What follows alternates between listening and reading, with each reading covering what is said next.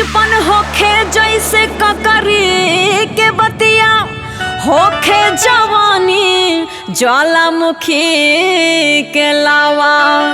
आवत लटकानी त सब कुछ हेरा जाला, सेरा जाला रहे धिकल जवान तावा। नाचला झूम लगा लो एगो दिन, कुछ दिन में मनवा मनावे पड़ी। बेटा पतोहिया के पहराई तो बुढ़ारी में घंटी हिलावे पड़ी, बुढ़ारी में घंटी हिलावे पड़ी।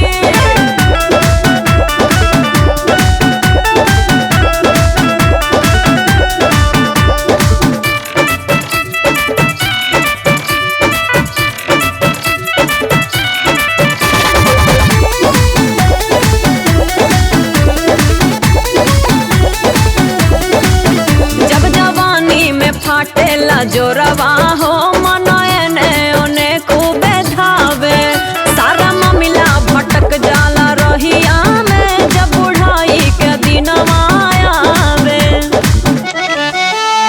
आज बमस्ती तो लूटला जम के, कल दिल पे बिरे कर लगावे पड़ी।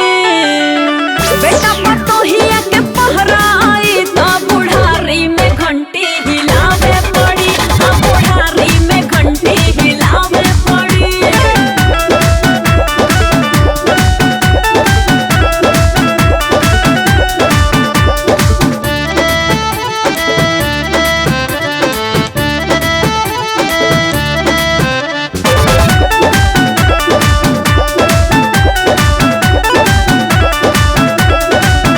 बाली झुमका काजर टिकुलिया हो, जब रहे उमर तो सोहाला। खूब उड़े पतंग जैसे जिया रहा हो, नहीं रोकला से तनिको रोकाला। अरे काजू बादाम से न लौटी जवानी, बचा के जिभिया डोलावे पड़ी। बेटा पतोहिया के पहराई तो बुढ़ारी में घंटी हिलावे